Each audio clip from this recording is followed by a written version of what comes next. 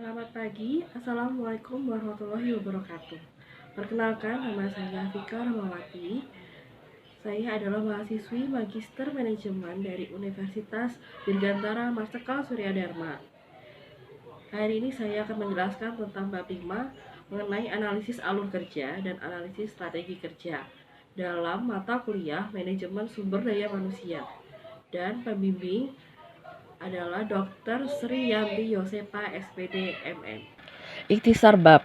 Bab ini berfokus pada pembahasan konsep analisis alur kerja dan analisis pekerjaan. Ini membahas signifikansi, tujuan, dan langkah-langkah yang terlibat dalam alur kerja dan analisis pekerjaan. Selanjutnya melakukan diskusi tentang pergeseran konsep dan praktik dari tradisional analisis pekerjaan hingga analisis pekerjaan strategis. Tema seperti the jobbing, pemodelan pekerjaan strategis atau SCM, dan pemetaan kompetensi dibahas berdasarkan analisis jabatan strategis. Tujuan pembelajaran untuk membiasakan diri dengan konsep analisis alur kerja dan analisis pekerjaan. Yang kedua, untuk mengembangkan pemahaman tentang kebutuhan, signifikansi, tujuan, dan hasil dari analisis alur kerja dan analisis pekerjaan. Yang ketiga, untuk memahami alasan mengapa dan bagaimana analisis pekerjaan tradisional telah berkembang menjadi analisis pekerjaan strategis. Yang keempat, untuk memahami konsep-konsep seperti the jobbing, SCM, dan pemetaan kompetensi dalam analisis pekerjaan strategis. Pembukaan cerita, masa depan pekerjaan. Dunia kerja sedang mengalami proses perubahan besar. Ada beberapa kekuatan mengubahnya, dari kemajuan teknologi dan dampak perubahan iklim ke perubahan karakter produksi dan pekerjaan. Untuk beberapa nama, untuk memahami dan untuk menanggapi secara efektif tantangan baru ini, Organisasi Perburuhan Internasional atau ILO telah meluncurkan inisiatif kerja masa depan. ILO memahami kebutuhan untuk menanggapi efektif terhadap dunia kerja dan perubahan yang sedang berlangsung agar mampu memajukan amanat keadilan sosial. Inisiatif masa depan pekerjaan adalah inti dari kegiatan ILO untuk menandai ulang tahun ke-100-nya pada tahun 2019. Jadwal inisiatif kerja masa depan. Tahun 2016, kerangka kerja yang luas diperlukan untuk memberikan inisiatif masa depan pekerjaan yang diperlukan struktur dan fokus untuk hasil konkret yang akan diperoleh. Pada tahun 2016, semua negara anggota ILO diundang untuk melakukan dialog masa depan pekerjaan nasional yang terstruktur sekitar 400 percakapan, yaitu pekerjaan dan masyarakat, pekerjaan yang layak untuk semua, organisasi kerja dan produksi, tata kelola pekerjaan. Di tahun 2017 dan 2018, Komisi Global Tingkat Tinggi tentang Masa Depan Pekerjaan akan mapan. Tujuannya adalah untuk menguji output dari dialog nasional dan lainnya yang mungkin dianggap perlu. Komisi akan menerbitkan laporan dan rekomendasi selama tahun 2018. Tahun 2019, pada paruh pertama tahun 2019, semua negara anggota akan diundang untuk menyelenggarakan acara untuk menandai 100 tahun ILO dan membahas laporan komisi.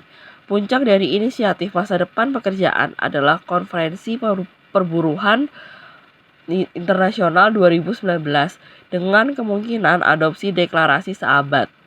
Inisiatif ILO menyoroti kekhawatiran yang berkembang dengan landscape kerja yang cepat berubah. Jenis keterampilan yang dibutuhkan pengusaha berubah sepanjang waktu. Karyawan berada di bawah tekanan untuk terus belajar dan beradaptasi dengan industri yang berkembang. Mengelola transisi merupakan tantangan penting seperti mempersiapkan masa depan pekerjaan. Masa depan kerja dan manajemen talent. Ini adalah bab pertama dari bagian buku yang merangkum inti dasar manusia manajemen sumber daya atau SDM. Beberapa bab berikutnya akan fokus membahas sumber daya manusia atau HR, alur proses yang mencakup diskusi tentang aktivitas SDM, seperti analisis alur kerja, analisis pekerjaan, penempatan staf, seperti rekrutmen, seleksi dan penempatan, pelatihan, penilaian kinerja dan pengembangan karir, dan kompensasi. Penting pada titik ini untuk mengklarifikasi bahwa buku ini ada di strategi HRM atau SHRM dan bukan HRM per se. Fokus buku ini adalah untuk memungkinkan pembaca untuk memahami aspek strategis HRM. Buku teks tradisional tentang HRM berurusan dengan diskusi konsep, teori, dan kerangka kerja yang terkait dengan aktivitas yang berbeda dalam aliran SDM. Buku ini saat ini bagaimanapun menyelidiki di dimensi strategis jangka panjang dari kegiatan SDM ini. Biasanya aliran HRM melibatkan serangkaian kegiatan, yaitu yang pertama tenaga kerja dan analisis pekerjaan, menentukan tugas dan kegiatan apa yang perlu dilakukan dan oleh siapa. Yang kedua, perencanaan sumber daya manusia, peramalan dan perencanaan kebutuhan tenaga kerja. Yang ketiga, rekrutmen menarik pelamar yang cocok dengan kriteria pekerjaan tertentu. Yang keempat, seleksi shortlisting kandidat yang paling mendekati dalam hal kualifikasi, keahlian, dan potensi untuk pekerjaan tertentu.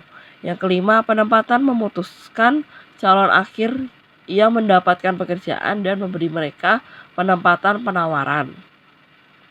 Yang keenam, pelatihan dan pengembangan, merancang program untuk peningkatan keterampilan dan kemampuan. Yang ketujuh, pelaksanaan manajemen, mengevaluasi kinerja pegawai untuk melatih, memotivasi, dan memberi penghargaan kepada pekerja. Yang kedelapan, kompensasi dan penghargaan, penetapan gaji dan upah bagi karyawan dan membagi-bagikan dengan imbalan. Yang kesembilan, hubungan industrial, menjaga hubungan yang sehat dengan karyawan dan menyelesaikan perselisihan. Yang ke-10, pemutusan hubungan kerja atau PHK, mengembangkan kesadaran akan ketentuan hukum dan memastikan yang sah. Pemutusan hubungan kerja, pandangan tradisional mengambil pendekatan linier untuk melakukan kegiatan tersebut. Seringkali ini kegiatan dilakukan sebagai subfungsi yang terpisah. Jadi, di banyak organisasi, HRM kegiatannya tampak terpisah dan sering terputus-putus. SHRM mensyaratkan bahwa kegiatan SDM harus dipandang saling terkait dan tidak terputus. Seperti yang dibahas dalam bab 1, sebuah prinsip penting SHRM adalah fit internal, mengacu pada integrasi antara berbagai subfungsi dan atau subsistem HRM seperti staf, kompensasi, dan pelatihan. Aktivitas SDM harus konsisten dengan satu sama lain. Dengan demikian, pengusaha saat ini sering melihat semua kegiatan ini sebagai bagian dari bakat yang terintegrasi proses manajemen. Manajemen bakat dapat didefinisikan sebagai proses terpadu dari perencanaan, perolehan, pengembangan, mengelola, dan memberi penghargaan pada karyawan. Manajemen bakat dapat dilihat dari segi seperangkat proses SDM terintegrasi yang dirancang untuk menarik, mengembangkan, memotivasi, dan mempertahankan karyawan yang produktif. Tujuan dari manajemen talenta adalah untuk menciptakan organisasi yang berkinerja tinggi dan berkelanjutan. Memiliki perspektif manajemen bakat mengharuskan berbagai kegiatan SDM seperti perekrutan, pemilihan, pelatihan, penilaian, dan kompensasi adalah bagian dari satu kesatuan yang saling terkait proses. Misalnya, memiliki karyawan dengan keterampilan yang tepat di tempat yang tepat, dimulai dari perencanaan hak untuk merekrut, cara yang tepat untuk memilih pelamar yang tepat, dan kemudian memberikan hak, jenis pelatihan, dan sebagainya. Perspektif untuk mengelola bakat ini mendukung gagasan SHRM. Pola kekuatan yang belum pernah terjadi sebelumnya secara radikal membentuk kembali dunia kerja. Pergeseran ini adalah mendistribusikan kembali kekuasaan, kekayaan, persaingan, dan kesempatan di seluruh dunia. Bisnis di seluruh dunia mulai memahami bahwa Untuk menarik dan mempertahankan karyawan, mereka membutuhkan untuk mendefinisikan kembali pekerjaan. Gambar 5.1 menyoroti seperti apa masa depan pekerjaan. Penting untuk mencerminkan bahwa perubahan yang diharapkan tidak mengejutkan. Namun yang unik adalah sifat perubahan yang meresap dan kecepatannya yang semakin cepat. Inovasi yang mengganggu sedang tercipta model bisnis baru dan menghancurkan yang lama. Teknologi baru memiliki dampak besar pada bagaimana orang bekerja, berkomunikasi, dan berkolaborasi. Saat tenaga kerja menjadi lebih beragam dan bekerja menjadi lebih fleksibel, model karir tradisional akan segera menjadi sesuatu dari masa lalu. Organisasi dan individu harus siap untuk menjalani siklus pembelajaran baru dan menyesuaikan diri dengan tantangan baru ini. Tidak hanya untuk bertahan hidup, tetapi juga untuk berhasil. Akan ada perubahan besar dari pemikiran bahwa kita tetap dalam satu profesi dan memiliki satu pekerjaan selama beberapa dekade. Masa depan pekerjaan akan mendefinisikan kembali bagaimana bakat diperoleh, dikelola, dan dipertahankan. Ini akan sangat berdampak bagaimana pekerjaan dirancang. Manajemen bakat dimulai dengan memahami pekerjaan, apa yang dibutuhkan, dan sifat-sifat manusia dan kompetensi yang dibutuhkan untuk melakukan pekerjaan tersebut secara efektif. Analisis alur kerja dan analisis pekerjaan dapat dilihat sebagai dua titik awal yang penting dalam domain manajemen bakat yang lebih besar. Pada gambar 5.1, tenaga kerja masa depan, kekuatan yang bersaing membentuk 2030. Yang pertama, dunia merah. Sifat bisnis yang diharapkan, aturan inovasi dan ide. Sifat pekerjaan dan tenaga kerja yang diharapkan, inovasi dan kolaborasi dihargai. Tenaga kerja gesit dan lincah. Dunia biru. Sifat bisnis yang diharapkan, perusahaan adalah raja. Sebagai ukuran pengaruh akan penting. Sifat pekerjaan dan tenaga kerja yang diharapkan. Ini adalah dunia dengan bakat luar biasa dan kinerja tinggi. Dunia hijau. Sifat bisnis yang diharapkan, perusahaan peduli dan bertanggung jawab secara sosial. Sifat pekerjaan dan tenaga kerja yang diharapkan, tempat kerja mencerminkan nilai-nilai dan kesadaran sosial yang kuat. Dunia kuning. Sifat bisnis yang diharapkan, manusia didahulukan. Sifat pekerjaan dan tenaga kerja yang diharapkan, kemanusiaan dihargai, dan pekerjaan menyatukan orang-orang sebagai komunitas. Analisis alur kerja. Analisis alur kerja adalah studi tentang cara kerja, yaitu input, aktivitas, dan output bergerak melalui suatu organisasi.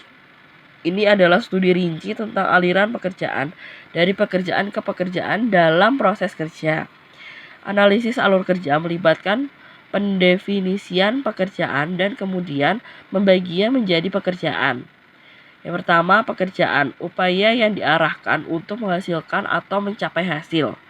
Yang kedua, pekerjaan, pengelompokan tugas dan tanggung jawab yang merupakan pekerjaan total dari suatu perusahaan karyawan. Desain alur kerja mengacu pada aliran aktivitas dan tugas yang perlu dilakukan secara organisasi untuk mewujudkan tujuan dan sasarannya. Analisis alur kerja adalah proses mengidentifikasi dan menentukan tugas-tugas yang diperlukan untuk produksi barang atau jasa sebelum mengalokasikan dan penugasan tugas-tugas ini ke kategori pekerjaan atau orang tertentu. Hanya setelah menyeluruh pemahaman tentang desain alur kerja, dapatkah seorang manajer membuat keputusan berdasarkan informasi tentang bagaimana merancang tugas dan aktivitas yang akan dilakukan oleh orang-orang dalam alur kerja tersebut. Ini penting untuk melakukan jenis analisis secara teratur untuk memastikan bahwa inkonsistensi dan inefisiensi dalam tugas dapat diidentifikasi dan tugas baru dapat dirancang untuk mencapai perubahan organisasi tujuan dan persyaratan. Analisis alur kerja sangat berguna karena memberikan informasi kepada manajer untuk memahami semua tugas yang diperlukan untuk melaksanakan suatu proses serta keterampilan yang diperlukan untuk melakukan tugas-tugas tersebut. Organisasi mendapat manfaat dari alur kerja karena memastikan bahwa tujuan adalah dicapai melalui pemanfaatan sumber daya yang optimal. Hal ini pada gilirannya meningkatkan efisiensi dan produktivitas.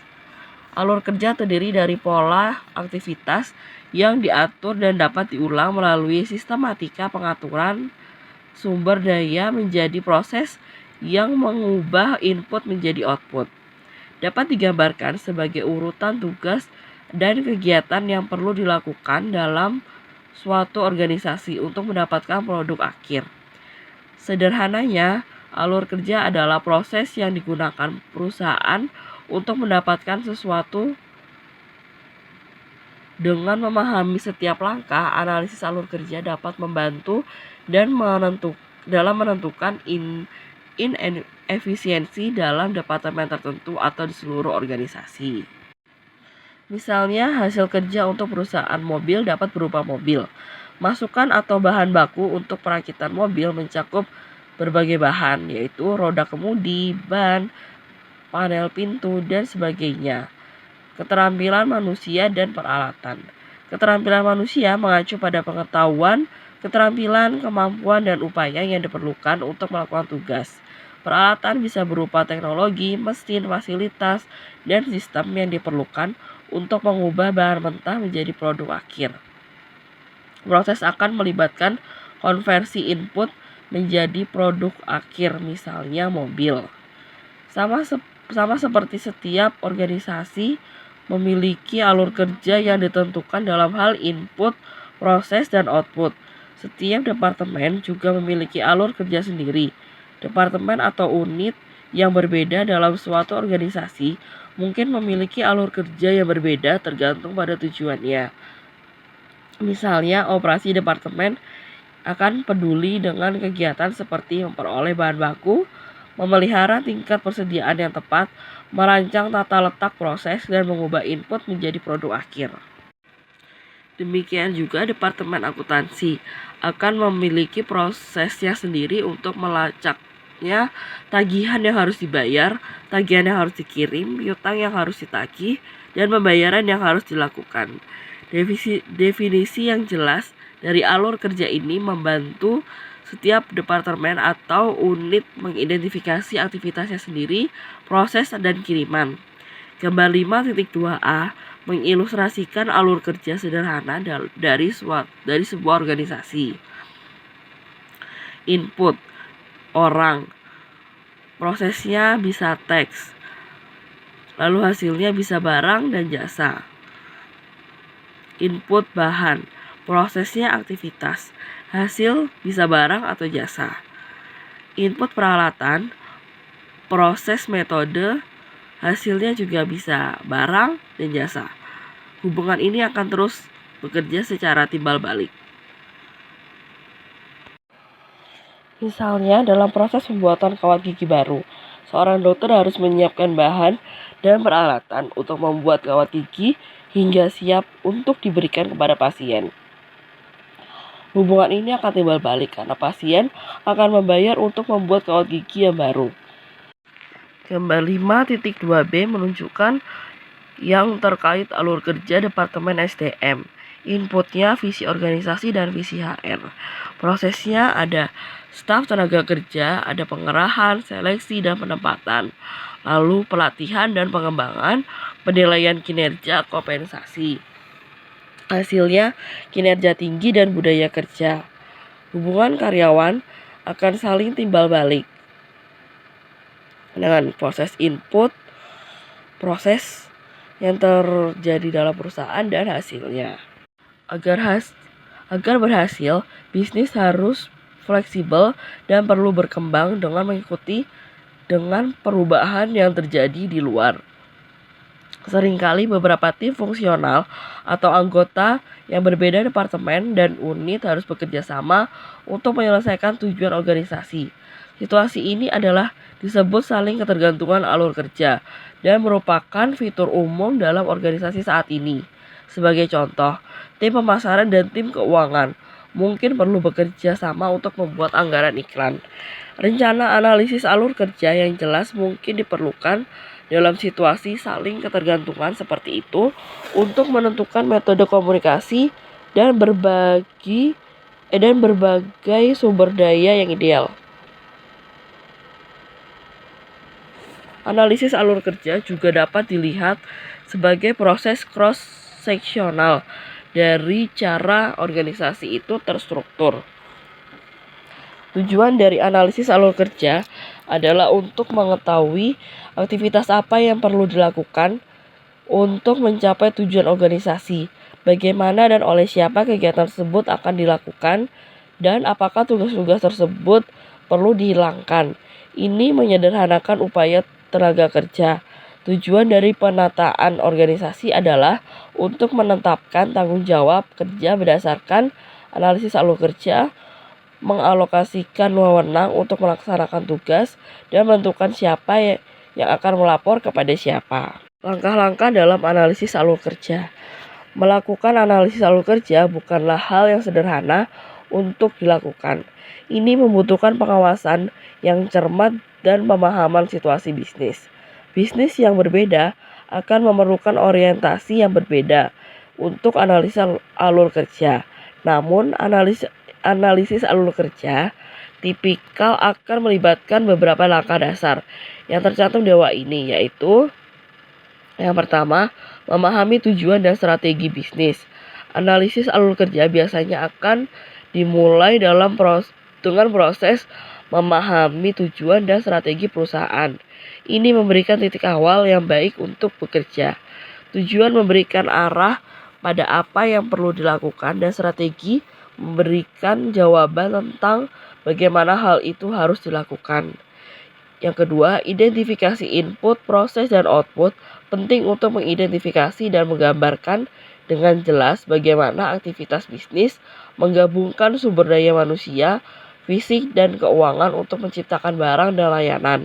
Ini akan membantu menjelaskan peran siklus input, proses, output secara keseluruhan aktivitas bisnis. Yang ketiga, identifikasi tugas unit bijaksana. Selanjutnya, analis perlu memahami persyaratan dalam hal bagaimana setiap departemen atau unit akan berkontribusi pada siklus input, proses, dan output dalam ringan dan dari tujuan. Ini memberi mereka pandangan yang lebih jelas tentang bagaimana bisnis dijalankan sehari-hari. Segala sesuatu mulai dari sumber daya manusia dan manufaktur hingga keuangan dan pemasaran terlihat di dekat sampai ke bagaimana setiap tugas diproses. Mendokumentasikan waktu, sumber daya, dan upaya yang diperlukan. Langkah selanjutnya akan melibatkan daftar dan mendokumentasikan. Yang keempat, mendokumentasikan waktu, sumber daya, dan upaya yang diperlukan. Langkah selanjutnya akan melibatkan daftar dan dokumentasi berapa banyak waktu dan usaha yang dibutuhkan untuk setiap tugas, serta berapa banyak itu akan biaya bisnis untuk menyelesaikan tugas-tugas ini. Analis bisnis alur kerja akan dapat dilihat kegiatan mana yang dibutuhkan dan mana yang sebenarnya lebih banyak merugikan daripada kebaikan atau telah menjadi usang dan dapat ditingkatkan. Yang kelima, siapkan alur kerja akhir. Setelah menghabiskan waktu yang diperlukan untuk mengenal tugas-tugas perusahaan dari tingkat terendah ke tingkat tertinggi dalam suatu organisasi, alur kerja analis akhirnya akan dapat menyusun rencana komprehensif yang akan merekomendasikan langkah terbaik yang harus diambil perusahaan untuk mencapai hasil yang paling efisien dan produktif. Desain pekerjaan, desain ulang pekerjaan, dan analisis pekerjaan. Istilah desain pekerjaan, desain ulang pekerjaan, dan analisis pekerjaan memiliki arti yang tumpang tindih dan sering digunakan secara bergantian. Ada perbedaan yang halus namun penting antara istilah-istilah ini. Desain pekerjaan mengacu pada pengorganisasian tugas dan tanggung jawab ke dalam unit kerja yang produktif. Ini melibatkan isi pekerjaan dan efek pekerjaan pada karyawan. Mengidentifikasi komponen pekerjaan tertentu merupakan bagian integral dari desain pekerjaan. Desain pekerjaan dapat mempengaruhi kinerja dan pekerjaan kepuasan. Karena orang lebih puas dengan konfigurasi pekerjaan tertentu daripada dengan orang lain. Penting untuk dapat mengidentifikasi apa yang membuat pekerjaan baik. Model yang menunjukkan bagaimana membuat pekerjaan lebih memotivasi adalah model karakteristik pekerjaan dikembangkan oleh Richard Hackman dan Greg Oldham. Model ini menggambarkan pekerjaan dalam 5 hal, yaitu yang pertama, keragaman keterampilan. Sejauh mana suatu pekerjaan memerlukan berbagai keterampilan untuk melaksanakan tugas terlibat.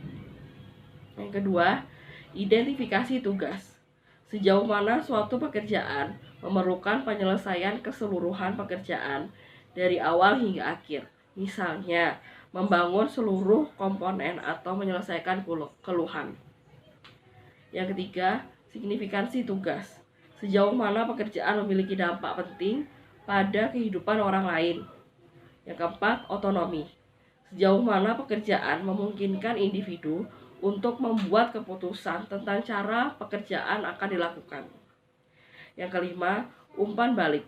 Sejauh mana seseorang menerima informasi yang jelas tentang kinerja efektivitas dari pekerjaan itu sendiri. Menurut model karakteristik pekerjaan, semakin banyak dari masing-masing karakteristik ini, suatu pekerjaan memiliki semakin memotivasi pekerjaan itu. Model memprediksi bahwa seseorang dengan pekerjaan seperti itu akan lebih puas dan akan menghasilkan pekerjaan yang lebih banyak dan lebih baik. Respon individu terhadap pekerjaan berbeda-beda. Sebuah pekerjaan mungkin memotivasi untuk satu orang, tapi tidak untuk orang lain. Pekerjaan yang memberikan sedikit kebebasan mungkin tidak memuaskan kebutuhan individu untuk menjadi kreatif atau inovatif. Oleh karena itu, manajer menyadari bahwa memahami karakteristik pekerjaan membutuhkan banyak perspektif yang lebih luas daripada yang terjadi di masa lalu. Mempertahankan kecocokan orang pada pekerjaan yang tepat adalah hal yang sederhana, tetapi konsep penting yang melibatkan pencocokan karakteristik orang dengan karakteristik pekerjaan berhasil dan terus-menerus membentuk kembali. Orang tidak selalu merupakan hal yang mudah untuk dilakukan. Pekerjaan desain ulang dengan demikian dilakukan untuk memastikan kecocokan orang dan pekerjaan yang lebih baik, sehingga pekerjaan itu menarik untuk dipegang. Desain ulang pekerjaan adalah strategi yang diikuti oleh banyak perusahaan di India seperti Wipro, Invoice, Mahindra dan Max India untuk mengimbangi perubahan lingkungan dan konsep tradisional pekerjaan khusus dan pembagian kerja menanamkan efisiensi tetapi juga menimbulkan kebosanan dan monoton. Beberapa sarjana telah menekankan dehumanisasi aspek pekerjaan,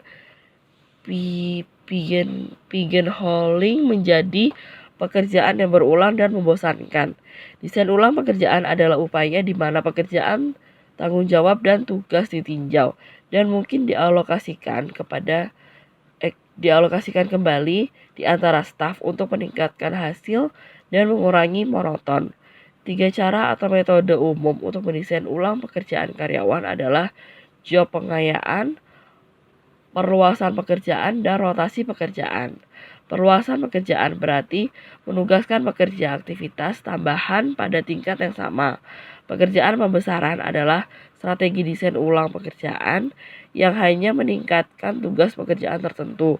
Ketika perluasan pekerjaan terbatas karena tidak memberikan tanggung jawab atau wewenang tambahan, yang dilakukan pengayaan pekerjaan berguna dalam mengurangi beberapa kemonotonan yang terkait dengan melakukan hal yang sama hari demi hari.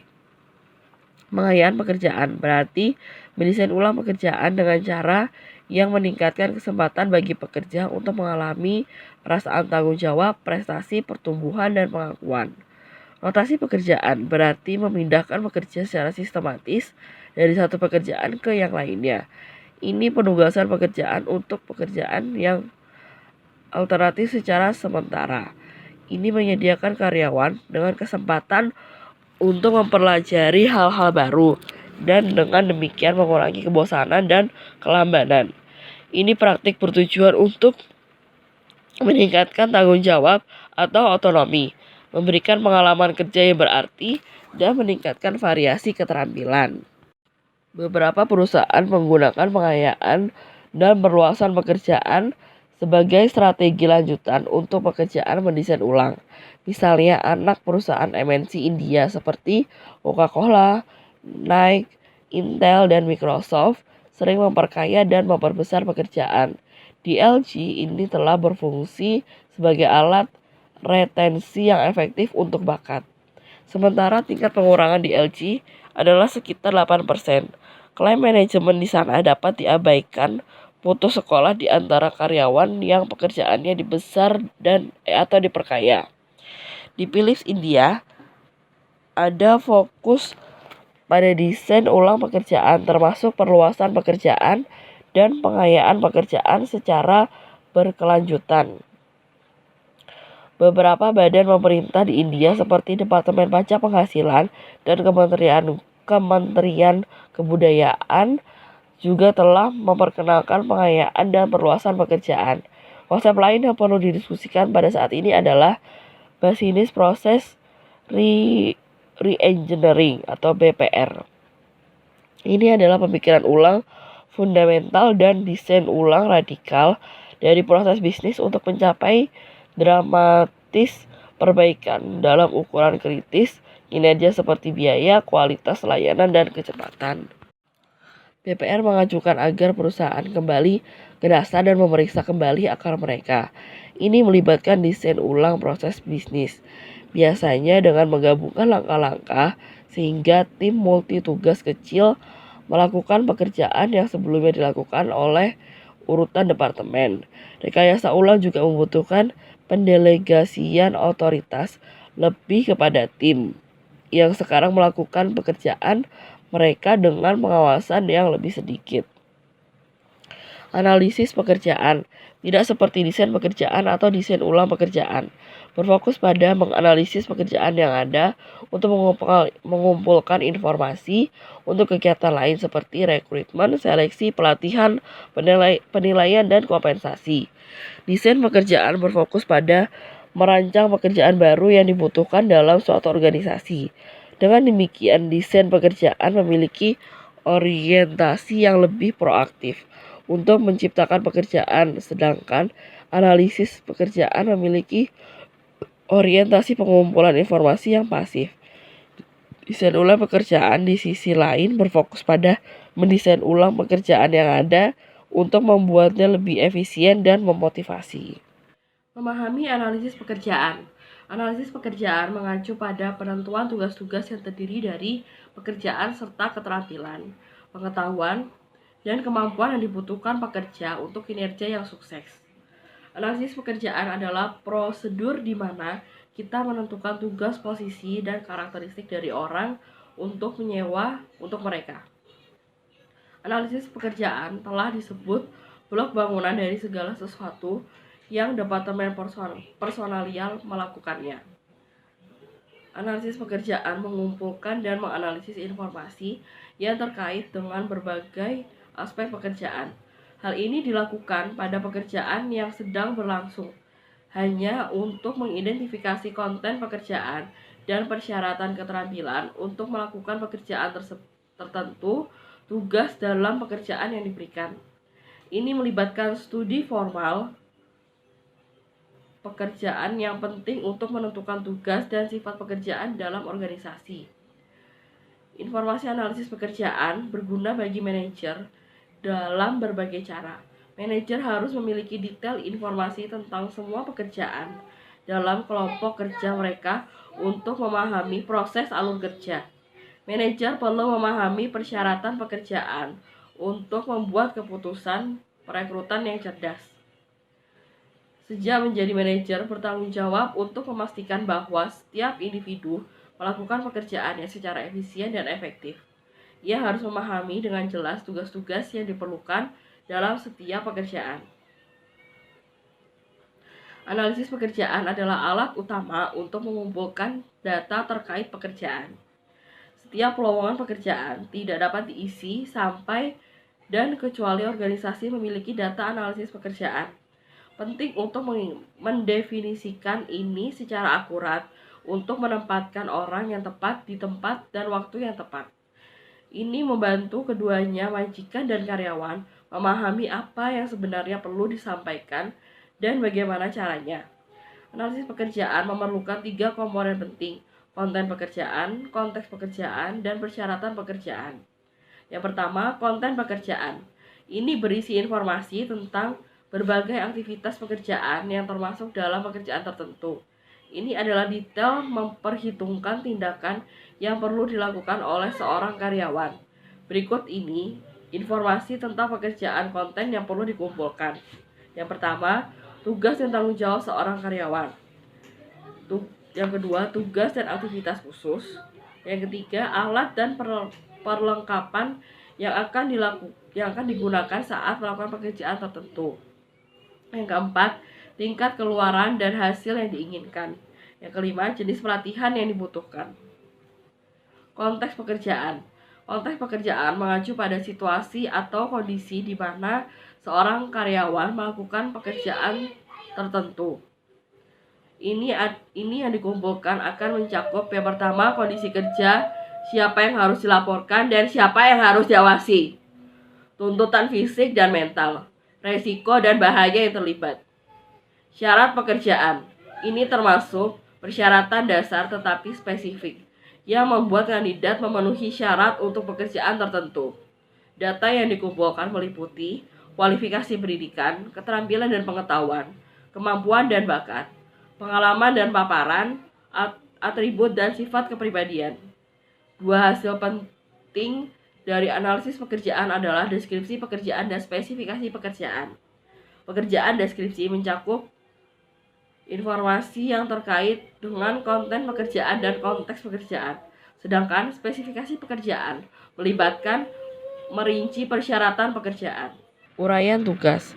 Uraian pekerjaan adalah pernyataan faktual yang terorganisir tentang tugas dan tanggung jawab seorang pekerjaan. Ini adalah daftar tugas dan tanggung jawab yang dibutuhkan oleh pekerjaan itu. Deskripsi pekerjaan termasuk data dasar terkait pekerjaan yang berguna untuk mengiklankan pekerjaan tertentu dan menarik kumpulan potensi yang tepat pada calon. Tujuan utama dari deskripsi pekerjaan adalah untuk mengumpulkan data terkait pekerjaan untuk merekrut untuk pekerjaan tertentu. Ini membantu dalam menargetkan, merekrut, dan memilih kandidat yang tepat untuk pekerjaan yang tepat. Item khas dalam deskripsi pekerjaan. Yang pertama, judul pekerjaan, lokasi organisasi pekerjaan, pengawasan untuk diberikan dan diterima, tugas yang harus dilakukan, bahan, peralatan, mesin, dan peralatan yang dibutuhkan, penunjukan atasan, langsung dan bawahan, tingkat gaji, termasuk gaji, tunjangan, bonus, upah insentif, cara pembayaran, jam kerja, shift, istirahat, dan sebagainya. Kondisi kerja yaitu lokasi, waktu, kecepatan kerja, dan bahaya kesehatan. Fasilitas pelatihan dan pengembangan. Definisi istilah yang tidak biasa yang terlibat dalam pekerjaan. Spesifikasi pekerjaan juga dikenal sebagai spesifikasi karyawan. Spesifikasi pekerjaan adalah pernyataan tertulis tentang minimum kualifikasi karyawan yang diperlukan untuk mewakili kepemilikan manusia minimum yang dapat diterima kualitas oleh calon karyawan untuk melakukan suatu pekerjaan. Ini adalah daftar pengetahuan, keterampilan, kemampuan, dan karakteristik lain atau KSAO yang harus dimiliki seorang individu untuk melakukan pekerjaan. Itu termasuk kualifikasi pendidikan, kualitas khusus, pengalaman, keterampilan yang dibutuhkan untuk melakukan pekerjaan, peran terlibat dalam pekerjaan, dan tuntutan sensorik yang tidak biasa lainnya. Ini juga termasuk kesehatan umum, mental kesehatan, kecerdasan, bakat, penilaian, kemampuan emosional, kemampuan beradaptasi, fleksibilitas, nilai-nilai dan etika, budi pekerti dan kreativitas, dan sebagainya. Item khas dalam spesifikasi pekerjaan. Kualifikasi pendidikan termasuk gelar, diploma, sertifikasi, atau lisensi. Pengetahuan yang dibutuhkan untuk melakukan pekerjaan dengan sukses. Kemampuan pribadi termasuk bakat, penalaran, kemampuan manipulatif, penanganan mendadak, dan situasi tak terduga, kemampuan memecahkan masalah, kemampuan matematika, dan sebagainya. Keterampilan khusus seperti keterampilan komunikasi, keterampilan IT, keterampilan operasional, keterampilan motorik, keterampilan pemrosesan, dan sebagainya. Karakteristik pribadi seperti kemampuan beradaptasi dengan lingkungan yang berbeda, etos kerja, keinginan untuk belajar dan memahami sesuatu, dan sebagainya. Pengalaman dan paparan sebelumnya dalam pekerjaan atau industri serupa. Deskripsi pekerjaan atau spesifikasi pekerjaan merupakan bagian penting dari informasi analisis pekerjaan. Menuliskannya dengan jelas dan akurat, membantu organisasi dan pekerja mengatasi banyak tantangan saat berada di kapal. Gambar 5.3 menyajikan contoh deskripsi pekerjaan dan spesifikasi pekerjaan yang biasanya digunakan dalam organisasi. Contoh uraian pekerjaan dan spesifikasi pekerjaan. Posisinya manajer HR. Laporan ke manajer senior HR. Deskripsi umum untuk membantu HR, manajer senior dalam perekrutan, pelatihan, penggajian SDM, database, perhitungan gaji, dan pekerjaan administrasi HR lainnya. Contoh lain untuk contoh 5.3. Posisinya kasir rumah sakit. Posisi kasir rumah sakit. Laporannya kepada kepala administrasi rumah sakit. Deskripsi umum untuk membantu mengumpulkan dan menghitung dana masuk dan keluar dalam menjalankan segala proses di rumah sakit. Tugas dan tanggung jawab. Yang pertama, melakukan proses rekrutmen, memberikan saran kepada manajer tentang keluhan, kehadiran, dan masalah disiplin, memberikan pengarahan kepada manajer baru tentang kebijakan dan prosedur organisasi, memastikan pemeliharaan semua data penggajian oleh administrator SDM, meninjau dan merevisi kebijakan SDM sesuai dengan perubahan atau undang-undang baru, memelihara dan memperbarui manual kebijakan, buku pegangan karyawan, dan yang terkait dokumentasi, melakukan program orientasi karyawan baru, serta pendidikan dan pelatihan lainnya,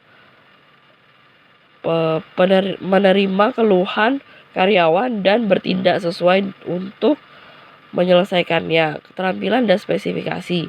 Keterampilan memecahkan masalah, mengartikulasi komunikator, dan kemampuan untuk menafsirkan data tertulis dan statistik. Standar perhatian terhadap detail yang tinggi, komitmen yang kuat untuk layanan karyawan, kemampuan untuk menyampaikan informasi yang sulit dan menantang pada manajer. Pendidikan dan kualifikasi. Gelar sarjana di bidang sumber daya manusia, administrasi bisnis atau bidang terkait, gelar master di bidang administrasi bisnis dari lembaga terakreditasi. Pengalaman 1-3 tahun dalam rekrutmen atau administrasi SDM. Data analisis pekerjaan digunakan untuk berbagai aktivitas SDM seperti perancangan SDM, penempatan staf, pelatihan dan pengembangan, manajemen kinerja, dan kompensasi. Ini berfungsi sebagai dasar untuk semua kegiatan SDM. Gambar 5.4 menggambarkan penggunaan data analisis pekerjaan. Analisis pekerjaan yang pertama, perencanaan HR, tentukan jumlah dan jenis orang yang dibutuhkan. Yang kedua, kepegawaian, merekrut kandidat berdasarkan deskripsi dan spesifikasi pekerjaan. Yang ketiga, pelatihan dan pengembangan, mengidentifikasi kebutuhan pelatihan dan pengembangan program pelatihan. Yang keempat, penilaian kinerja, menentukan kriteria untuk evaluasi kinerja. Yang kelima, kompensasi, memberikan dasar untuk menentukan gaji. Yang terakhir, hubungan karyawan, menentukan syarat dan ketentuan kerja. Melakukan analisis pekerjaan. Biasanya analisis pekerjaan melibatkan langkah-langkah berikut. Yang pertama, tentukan mengapa analisis pekerjaan dilakukan. Langkah pertama adalah memahami mengapa informasi analisis pekerjaan diperlukan. Ini akan membantu memutuskan jenis data yang akan dikumpulkan. Beberapa teknik pengumpulan data seperti mewawancarai karyawan bagus untuk menulis deskripsi pekerjaan. Teknik kuantitatif lainnya seperti kuesioner analisis posisi umum digunakan di banyak organisasi. Memberikan peringkat untuk setiap pekerjaan dan karenanya membantu untuk membandingkan pekerjaan untuk evaluasi pekerjaan dan tujuan kompensasi. Langkah yang kedua, pilih posisi yang relevan. Penting untuk memilih posisi mana yang akan difokuskan untuk analisis pekerjaan. Misalnya, tidak perlu dan tidak relevan untuk menganalisis pekerjaan 50 pekerja lini perakitan ketika sampel yang lebih kecil dari 10 pekerjaan yang dilakukan. Langkah ketiga, tinjau informasi sekunder yang relevan untuk menghasilkan analisis pekerjaan informasi. Informasi yang relevan tentang pekerjaan dapat dikumpulkan dari latar belakang atau sekunder data.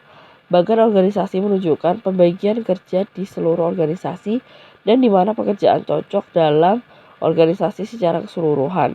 Bagian proses menunjukkan aliran input ke output dari pekerjaan, misalnya personel kontrol kualitas diharapkan untuk meninjau komponen dari pemasok, memeriksa komponen yang masuk ke pabrik, dan memberikan informasi mengenai kualitas komponen kepada manajer. Langkah keempat, menganalisis pekerjaan. Singkatnya, menganalisis pekerjaan melibatkan pengumpulan data dari peserta dan pemangku kepentingan, yaitu menyebarkan metode yang dibahas di bagian berikutnya. Mengidentifikasi bidang tanggung jawab dan memisahkan tugas yang pekerjaan itu perlukan. Informasi yang dikumpulkan dari sumber sekunder dapat diverifikasi dengan karyawan melaksanakan pekerjaan, atasan langsung memegang jabatan, dan orang lain yang relevan dan pemangku kepentingan. Ini akan membantu memastikan bahwa informasi tersebut benar secara faktual dan menyelesaikan. Langkah kelima, kembangkan deskripsi pekerjaan dan spesifikasi pekerjaan. Setelah analisis pekerjaan selesai, pekerjaan, deskripsi, dan spesifikasi pekerjaan dapat dikembangkan secara komprehensif. Informasi analisis pekerjaan dapat dikumpulkan dari berbagai sumber. Secara umum, ini akan berguna bagi manajer untuk pergi ke pekerjaan incumbent untuk mendapatkan informasi yang paling akurat tentang apa itu benar-benar harus dilakukan pada pekerjaan. Manajer dapat bertanya kepada orang lain yang akrab dengan pekerjaan itu, seperti supervisor, untuk melengkapi informasi yang diterima dari pemegang jabatan. Anggota tim mungkin juga menjadi sumber penting untuk menghasilkan informasi tentang peran dan tanggung jawab yang tercakup dalam pekerjaan. Baru-baru ini, terutama dengan pertumbuhan sektor jasa, bahkan klien dan pelanggan dapat memberikan informasi berharga tentang pemegang pekerjaan tertentu dan peranannya. Analisis pekerjaan strategis. Meskipun kita cenderung melihat pekerjaan sebagai statis dan stabil, tapi pada kenyataannya pekerjaan cenderung berubah dan berkembang dari waktu ke waktu. Penting bahwa proses analisis pekerjaan harus mengidentifikasi perubahan sifat pekerjaan. Pemikir SDM tradisional menganggap analisis pekerjaan sebagai aktivitas statis satu kali. Pada kenyataannya pekerjaan akan terus berubah. Dengan demikian, deskripsi pekerjaan dan spesifikasi pekerjaan sering menjadi tidak relevan bersama waktu. Kritik berikut terhadap analisis pekerjaan tradisional sering ditunjukkan. Yang pertama, dalam lingkungan yang cepat berubah, pada saat deskripsi pekerjaan ditulis, mereka sudah kehabisan tanggal. Analisis pekerjaan diatur waktunya, sementara pekerjaan berubah. Analisis pekerjaan adalah produk sampingan dari pendekatan produksi massal dengan penekanan pada pekerjaan spesialisasi dan pembagian kerja. Beberapa merasa itu adalah anakronisme yang tersisa dari hari-hari birokrasi yang kaku dengan hierarki piramida. Deskripsi pekerjaan secara ketat menegakkan mentalitas pekerjaan dan menghambat pemikiran out of box. Analisis pekerjaan biasanya independen daripada berfokus pada saling ketergantungan pekerjaan. Dalam saat ini, ada fokus pada kerja tim dan aksi kelompok. Jadi memiliki pandangan yang terisolasi pekerjaan tidak membantu. Analisis jabatan biasanya tidak progresif dan tidak menjelaskan bagaimana pertahanan dapat tumbuh dalam pekerjaan. Beberapa orang merasa bahwa analisis pekerjaan sering dilakukan oleh staf administrasi SDM yang mungkin tahu sedikit tentang aspek teknis dari setiap pekerjaan. Salah satu masalah utama dengan analisis pekerjaan tradisional dan deskripsi pekerjaan adalah bahwa hal itu dilakukan apa yang dikenal dengan sindrom hukum Parkinson. Hukum Parkinson didasarkan pada pepatah bahwa pekerjaan berkembang untuk mengisi waktu yang tersedia untuk menyelesaikannya. Diartikulasikan oleh Cyril Northcote Parkinson sebagai bagian dari kalimat pertama dari esai lucu yang diterbitkan oleh The Economist pada tahun 1955 dan kemudian dicetak ulang dalam buku Hukum Parkinson. Pengejaran kemajuan hukum menunjukkan bahwa pekerjaan dan terutama kertas kerja elastis dalam tuntutan waktu, sehingga membuat orang menghabiskan banyak waktu dalam menyelesaikannya. Inilah yang dikatakan hukum Parkinson.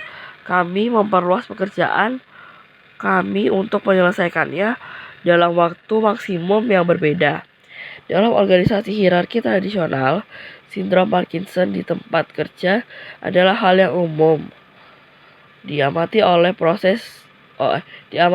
Profesor Parkinson bahwa serangkaian tugas sederhana meningkat dalam kompleksitas untuk mengisi waktu yang diberikan. Mentalitas itu tercermin dalam kenyataan bahwa manajer sering memberi penghargaan kepada pekerja untuk jam yang dihabiskan daripada hasil yang dihasilkan. Orang yang menggunakan statis deskripsi pekerjaan mungkin tampak berfungsi hampir sepanjang waktu, namun hasilnya mungkin masih rendah. Analisis pekerjaan strategis telah membawa perubahan fokus dari peran fungsional yang sempit menjadi orientasi generalis. Analisis pekerjaan strategis mengamanatkan bahwa fokusnya harus bergeser dari pola pikir sempit, teknis, dan spesialis ke pola pikir yang lebih luas, lebih orientasi generalis untuk pemegang pekerjaan. Spesialisasi untuk multi keterampilan. Konsep tradisional pembagian kerja melibatkan spesialisasi dalam tugas-tugas individu, sehingga para pekerja menjadi sangat mahir di bidangnya. Fokusnya sekarang telah bergeser dari multi keterampilan yang merupakan strategi pemanfaatan tenaga kerja, di mana pekerja memiliki berbagai keterampilan dan sesuai untuk lebih dari satu proses kerja dan digunakan fleksibel pada beberapa tugas dan proyek.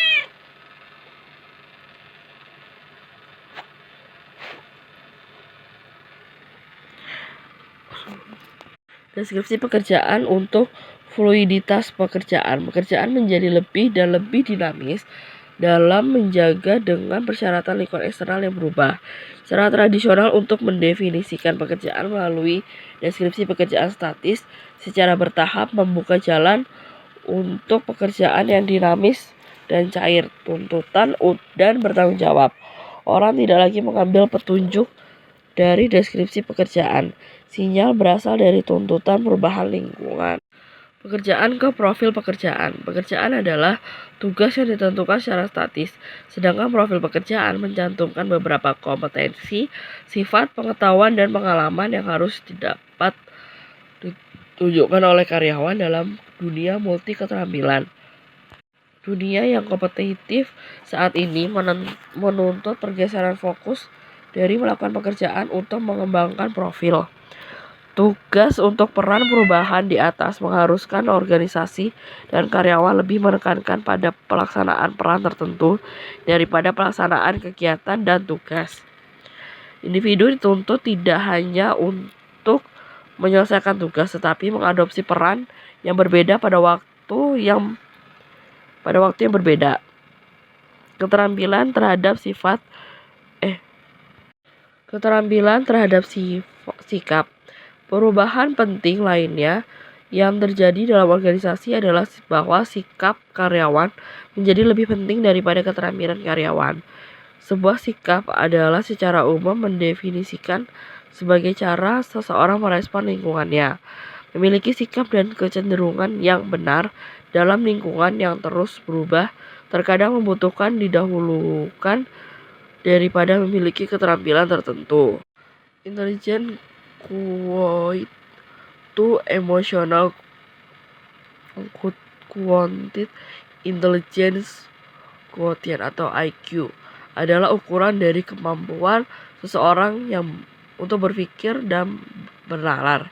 Kecerdasan emosional atau EQ atau kecerdasan emosional EI di sisi lain adalah kemampuan individu untuk mengenali dan memahami emosi dan menggunakan informasi emosional untuk memandu pemikiran, perilaku, dan pengambilan keputusan. Riset telah menunjukkan bahwa EQ lebih terkait langsung pada produktivitas dan kinerja daripada IQ. Jadi pengaturan organisasi saat ini. Keterampilan teknis untuk keterampilan konseptual dan manusia. Henry Mitzberg berteori bahwa manajer dituntut untuk memiliki keterampilan dan kompetensi tertentu yang memungkinkan mereka untuk menjalankan perannya secara efektif dan efisien. Dia berbicara tentang 3 keterampilan penting, yaitu teknis, konseptual, dan keterampilan manusia yang diperlukan oleh manajer. Keterampilan teknis mengacu pada kemampuan untuk memanfaatkan alat teknik dan prosedur yang khusus untuk bidang tertentu. Kewajiban manusia memungkinkan mereka untuk memahami dan bergaul dengan orang lain sambil mendapatkan kebanyakan dari mereka. Keterampilan konseptual memungkinkan manajer untuk berpikir abstrak, memeriksa situasi yang berbeda, dan melihat melampaui masa sekarang untuk mengenali peluang baru dan ancaman. Saat ini, keterampilan konseptual dan manusia semakin menjadi lebih penting daripada keterampilan teknis. Kewajiban untuk kontribusi pribadi ini adalah fakta yang diterima bahwa pertumbuhan setiap organisasi tergantung pada dedikasi, kerja keras, kreativitas, dan kemampuan masing-masing karyawan. Dalam ekonomi yang bergerak cepat, memberikan kontribusi pribadi lebih dihargai daripada melaksanakan tugas. Posisi sekarang untuk peluang masa depan, organisasi lebih fokus pada masa depan kemampuan kerja karyawan mereka dalam berbagai tugas dalam organisasi, bukan daripada hanya memiliki keterampilan untuk melakukan pekerjaan saat ini. Pentingnya diberikan pada konsep-konsep seperti sebagai multi keterampilan, multi tugas, dan rotasi pekerjaan menegaskan kembali fakta bahwa pertumbuhan masa depan dan kelayakan kerja karyawan adalah yang terpenting. Tabel 5.1 menunjukkan perbedaan antara analisis pekerjaan tradisional dan analisis pekerjaan strategis. Analisis pekerjaan tradisional fokus pada apa yang dilakukan. Pekerjaan dilihat dari pendekatan dalam, ditulis oleh Departemen SDM Administrasi, jelas mendefinisikan tugas, akses ke deskripsi pekerjaan hanya oleh yang berkewajiban. Sifatnya individualis, ditinjau saat pekerjaan menjadi kosong. Analisis pekerjaan strategis fokus pada output yang ingin dicapai, melihat pekerjaan dari pendekatan luar, ditulis dalam konsultasi dengan pemangku kepentingan. menjelaskan tanggung jawab yang luas saja, akses ke semua deskripsi pekerjaan oleh semua, mencerminkan saling ketergantungan pekerjaan, ditinjau secara teratur untuk pembaruan. Analisis pekerjaan strategis dan melepaskan pekerjaan. Konsep tradisional pekerjaan semakin didefinisikan ulang. Di bawah pengaturan genting zaman baru, menetapkan tugas tertentu bisa berakibat fatal. Pekerjaan paling cocok untuk statis dan stabil lingkungan, bukan untuk tempat kerja saat ini. Dalam konteks ini, istilah dejobbing telah digunakan oleh William Bright. 5 kebutuhan akan daya tanggap telah mengaburkan makna konvensional dari pekerjaan. Dalam pengaturan baru, pekerjaan berubah setiap hari sesuai dengan perubahan eksternal. Di saat cepat perubahan, karyawan harus melihat diri mereka sebagai pemberi solusi, bukan sebagai melakukan pekerjaan saya. Dengan dejobbing, pekerja dibayar bukan karena kemampuan mereka untuk bekerja pada jam-jam tertentu, melainkan untuk kinerja mereka. Karyawan diberikan keleluasaan dan kebebasan untuk berinovasi dan bereksperimen. Organisasi yang tidak bekerja mempersiapkan karyawan mereka bukan untuk pekerjaan hari ini, tetapi untuk peran besok. Tingkat dejobbing bervariasi dengan tahap pertumbuhan organisasi. Di perusahaan startup, kekaburan pekerjaan adalah fenomena umum. Sejak startup berada dalam tahap formatif mereka, pekerjaan sebelum mengkristal. Orang-orang hanya melakukan apapun yang perlu dilakukan. Organisasi ini melambangkan bentuk alami dari the job. Namun, ketika perusahaan rintisan tumbuh dan berkembang, pekerjaan mulai menguap. Profil kompetensi dan pemodelan pekerjaan strategis. Terlepas dari konsep dejobbing, 2 konsep terkait lainnya perlu didiskusikan dalam cahaya dari konsep analisis jabatan strategis adalah profil kompetensi dan SCM. Profil kompetensi pekerjaan secara tradisional adalah serangkaian aktivitas yang terkait erat yang dilakukan untuk mendapatkan bayaran, tetapi seperti yang dibahas sebelumnya, konsep pekerjaan berubah. Organisasi modern melembagakan manajemen praktik sebagai seperti tim kerja otonom, multi keterampilan, struktur organik, dan kerja fleksibel pengaturan. Dalam keadaan seperti itu, pengandalan daftar tugas pekerjaan konvensional dan menjadi kontraproduktif. Konsep analisis pekerjaan strategis dengan demikian mengharuskan deskripsi pekerjaan itu harus menjadi fleksibel dan futuristik. Akibatnya, fokus telah bergeser dari mendefinisikan tugas untuk membuat profil kompetensi. Profil pekerjaan mencantumkan kompetensi, sifat, pengetahuan, dan pengalaman, bahwa karyawan dalam konteks pekerjaan multi keterampilan harus mampu menunjukkan untuk memenuhi berbagai tuntutan pekerjaan. Manajemen talenta dapat dilakukan secara efektif melalui profil kompetensi ini. Tujuan menulis profil pekerjaan adalah membuat deskripsi terperinci tentang apa yang diperlukan untuk kinerja luar biasa dalam peran atau pekerjaan tertentu. Dalam hal kompetensi yang dibutuhkan, know-how, perilaku, dan kemampuan, atribut pribadi, sifat dan kepribadian, pengetahuan teknis atau profesional, dan pengalaman prestasi pendidikan dan pekerjaan. Profil setiap pekerjaan kemudian menjadi jangkar untuk merancang kegiatan SDM untuk pekerjaan itu. Profil kompetensi adalah proses mengidentifikasi kompetensi utama untuk organisasi atau pekerjaan dan menggabungkannya ke dalam berbagai proses. Untuk contoh, analisis pekerjaan, rekrutmen, dan pelatihan. Deskripsi pekerjaan berbasis kompetensi menyediakan faktor untuk penilaian selama evaluasi kerja. Kompetensi ini menjadi dasar untuk mengidentifikasi kebutuhan pelatihan. Kerangka kompetensi berfungsi sebagai landasan untuk semua aplikasi SDM. Kompetensi pemetaan dapat memainkan peran penting dalam merekrut dan mempertahankan orang karena memberikan hasil yang lebih akurat analisis persyaratan pekerjaan dan menghubungkannya dengan kemampuan kandidat. Ini membantu dalam merancang tes seleksi yang sesuai yang tidak dilakukan oleh deskripsi pekerjaan tradisional. Ini memberikan ruang lingkup untuk merancang pengembangan alat dan metode untuk meningkatkan keterampilan karyawan. Pengusaha sering menggunakan analisis pekerjaan berbasis kompetensi untuk membuat profil tertentu.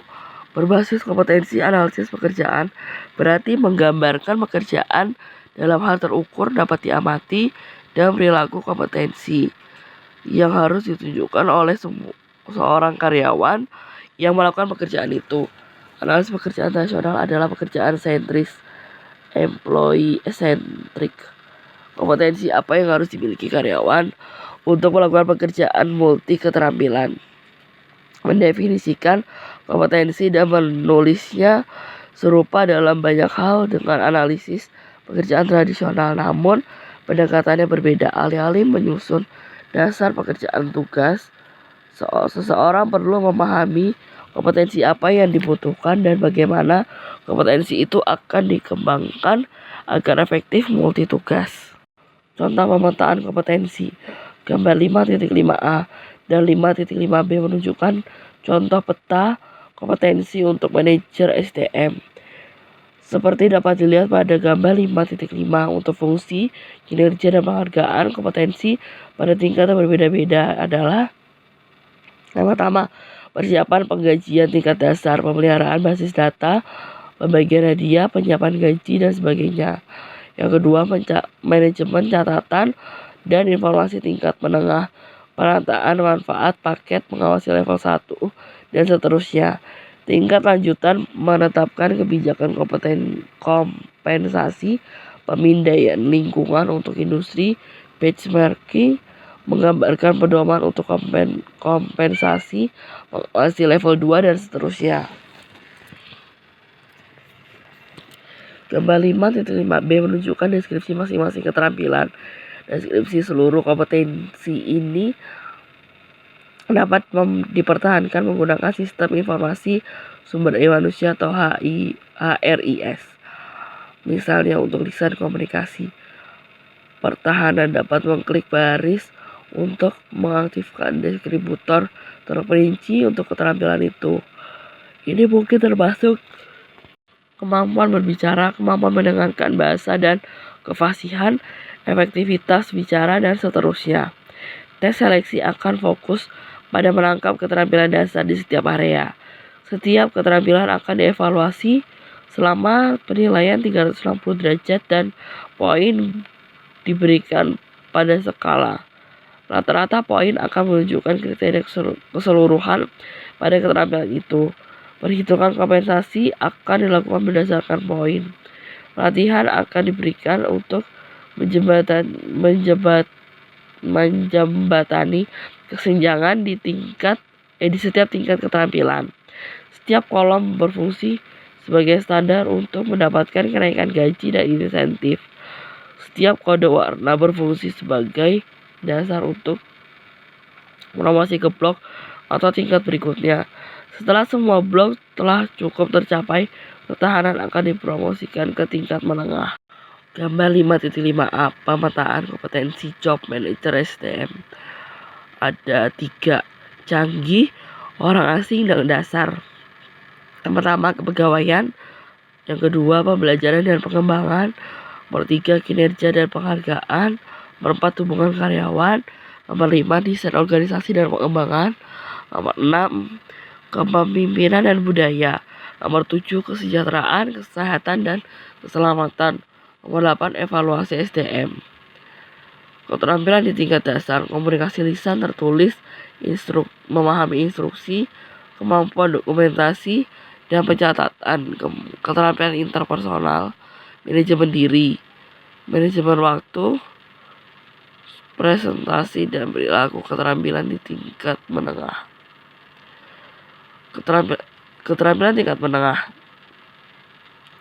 dan pencapaian tujuan, kerja sama tim, akuntabilitas pribadi, responsif pelanggan, diplomasi dan kebijakan keterampilan di tingkat mahir, kemampuan memecahkan masalah. Keterampilan di tingkat lanjutan, ketahanan, manajemen konflik, negosiasi, pemikiran konseptual, perencanaan dan pengorganisasian, terus kreativitas.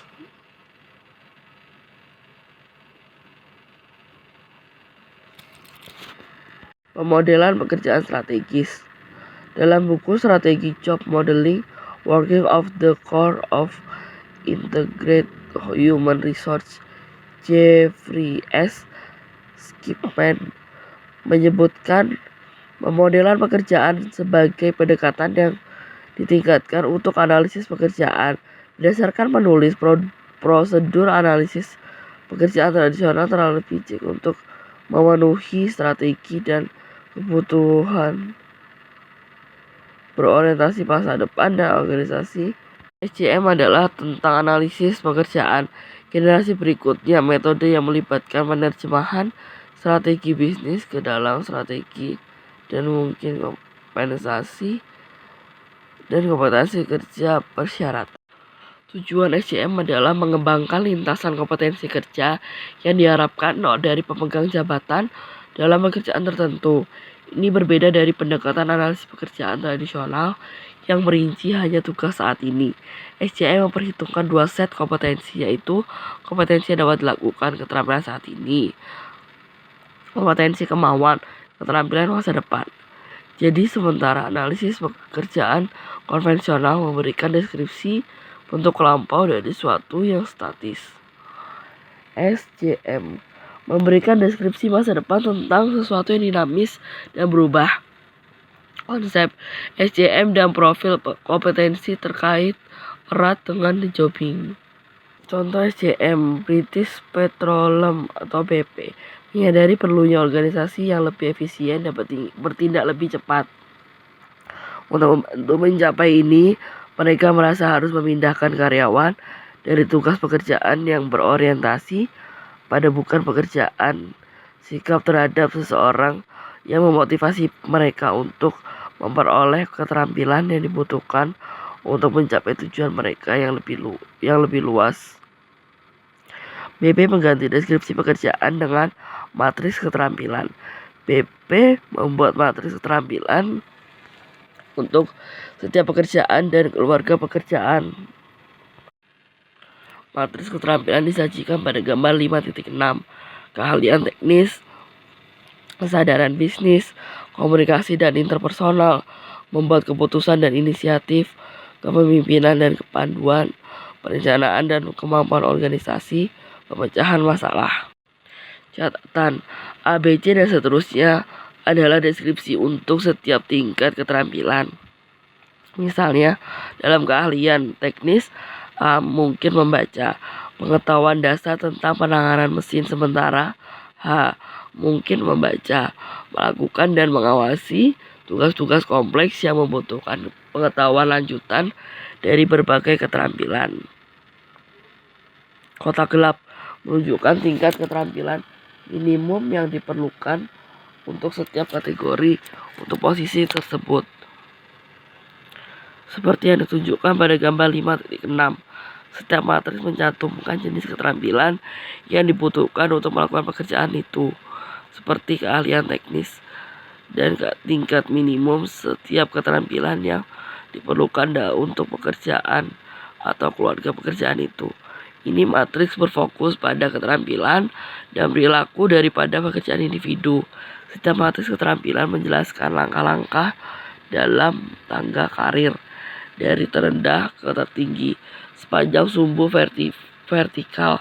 Sumbu mendatar menggambarkan keterampilan dan kompetensi yang diperlukan untuk setiap langkah. Manajemen bakat, dalam hal ini unit BP, sekarang melibatkan merekrutan, pelatihan, penilaian, dan pemberian penghargaan kepada karyawan berdasarkan kompetensi yang mereka butuhkan untuk melakukan pekerjaan yang selalu berubah, dengan tujuan keseluruhan untuk mencapai organisasi yang lebih fleksibel. Matriks keterampilan untuk setiap posisi dipertahankan menggunakan HRM. Matriks keterampilan berbeda dengan secara signifikan dari deskripsi pekerjaan. Mereka menentukan peran dan tingkat kinerja daripada pekerjaan di dalam kotak. Melalui sistem ini, manajer tahu bahwa yang diharapkan dari karyawan dan mereka tahu apa yang diharapkan organisasi dari mereka. Matriks keterampilan adalah futuristik karena berbicara tentang pengembangan keterampilan dalam hal persyaratan masa depan. Kelangsungan hidup di dunia yang menuntut saat ini adalah kondisional. Dengan perkembangan teknologi berlangsung dengan kecepatan kilat, individu yang tidak mengikuti kecepatan akan tertinggal. Untuk bertahan hidup di dunia dijabat penguasaan teknologi adalah prasyarat. Karyawan harus memiliki wawasan yang luas, berbagai keterampilan yang tumpah di kekakuan fungsional, menguasai beberapa keterampilan yang mencakup lintas fungsi dan kemampuan lintas budaya, meningkatkan kemampuan kerja seseorang, menjadikan diri sendiri tak tergantikan karena organisasi adalah satu-satunya cara untuk bertahan hidup. Dunia yang menantang saat ini menuntut pemikiran strategis dan kemampuan beradaptasi serta pencitraan diri kerangka berpikir. Self-branding melibatkan melihat diri sendiri sebagai merek pemenang. Kita perlu mengembangkan rencana untuk menciptakan aset berharga dari diri kita sendiri. Di masa sekarang setiap orang adalah pekerja kontingen karena pekerjaan setiap orang bergantung pada kontribusinya pada organisasi mereka. Anekdot HR. Seorang guru tua menginstruksikan seorang murid untuk tidak bahagia untuk memasukkan segenggam garam ke dalam segelas air dan kemudian meminumnya. Bagaimana rasanya? Tanya sang guru. Mengerikan, sembur anak muda. Sang guru terkekeh dan kemudian meminta pemuda itu untuk mengambil segenggam garam lagi dan memasukkannya ke dalam danau. Keduanya berjalan dalam diam ke danau terdekat dan ketika yang muda pria itu mengaduk-aduk segenggam garam ke dalam danau, lelaki tua itu berkata, "Sekarang minumlah air dari danau." Saat air menetes ke dagu pemuda itu, sang guru bertanya, "Bagaimana caranya rasanya?" "Bagus," kata murid itu. "Apakah kamu merasakan asinnya?" tanya sang guru. "Tidak," kata pemuda itu. Sang guru duduk di samping pemuda bermasalah ini, meraih tangannya dan berkata, "Rasa sakitnya dan kesulitan hidup seperti garam murni, tidak lebih tidak kurang sama persis. Tapi jumlahnya kita rasa tergantung wadah yang kita masukkan. Jadi ketika Anda kesakitan, memiliki masalah, dan satu-satunya hal yang dapat Anda lakukan adalah memperbesar indera Anda. Berhentilah menjadi sebuah gelas, jadilah danau." Kisah ini memiliki implikasi untuk pekerjaan kami. Di tempat kerja kita menghadapi banyak masalah dan tantangan. Pendekatan sempit untuk bekerja membuat masalah kita tampak seperti garam dalam gelas. Untuk menangani tantangan sehari-hari ini dengan lebih baik, kita perlu memperbesar perasaan kita tentang hal-hal yang kita perlu menjadi danau. Kita harus menjauh dari yang sempit, konsep kerja ke cakrawala kompetensi yang lebih luas. Berita Grab. Perusahaan memperkenalkan konsep kreatif dalam menyebutkan peran kunci korporat India membuang nomenklatur lama dan kolot demi yang lebih kreatif sebutan yang dipersonalisasi. Di satu perusahaan misalnya, CEO disebut kepala cukup sederhana karena dia mendorong karyawan untuk memberikan barang. Organisasi ini juga memiliki Chief Listening Officer atau HR HIT dan Chief Enabler atau kepala teknologi dan juga seorang kepala pemimpin atau strategis. Penunjukan kepala pelatihan diganti namanya menjadi Chief Ability Officer. Perusahaan seperti Aegis percaya dalam mencegah pengeceran etika. Mereka menciptakan jabatan kepala petugas etika yang tugasnya mengawasi segala jenis penipuan perilaku. Sapient Corporation percaya dalam mengenali individu daripada massa kolektif orang. Ini telah melarang penggunaan kata-kata seperti karyawan, tenaga kerja, dan kepala. Kami bukan sumber daya atau alat, tetapi aset bagi perusahaan, kata Vice Presiden. Orang sukses, definisi pekerjaannya membantu orang-orang di perusahaan agar berhasil. Orang-orang di usia akhir 20-an dan 30-an memang senang dengan mereka. Dalam beberapa kasus, mereka membantu menarik orang untuk bekerja di perusahaan. Orang-orang di organisasi seperti di atas lebih suka gelar lebih aneh yang mereka miliki sekarang. Mereka merasa bahwa sebutan baru itu bukan tentang informalitas. Mereka diciptakan sehingga seseorang dapat mengidentifikasi dan filosofi dan budaya perusahaan. Di sebagian besar organisasi yang bekerja di lini yang sama, eksekutif menginginkan gelar mereka untuk menggemakan pendekatan mereka untuk bekerja, bukan senioritas. Ini memecah hierarki. Hierarki secara bertahap runtuh di India dan area kerja menjadi lebih datar, di mana semua orang berada dalam mode aktualisasi diri. Namun dalam kebanyakan kasus, pilihan penunjukan dicadangkan bagi mereka yang telah membuktikan diri. Karyawan lainnya dapat bertahan dengan baik. Isi inti dari peran diglamorisasi tidak berubah. Perusahaan layanan IT yang berbasis di Bangalore, Mindtree menciptakan peran sebagai Agile Evangelist, jabatan yang dipimpin oleh kepala arsitek untuk rekayasa produk dan layanan IT. Peran tersebut melibatkan mempromosikan adopsi tangkas di semua bisnis Mindtree. Ini tujuannya adalah untuk membuat pelanggan sukses dengan memanfaatkan manfaat dari agile metodologi dan memberikan perangkat lunak berkualitas tinggi pada waktu yang tepat. Philips di India memiliki 2 jenis sebutan untuk karyawannya. Salah satunya adalah email tanda tangan seperti arsitek dan programmer, yang mirip dengan karyawan rekan-rekan di seluruh dunia, dan yang lainnya dicadangkan untuk kartu kunjungan. Sekian presentasi pada hari ini. Kurang lebihnya mohon dimaafkan. Wassalamualaikum warahmatullahi wabarakatuh.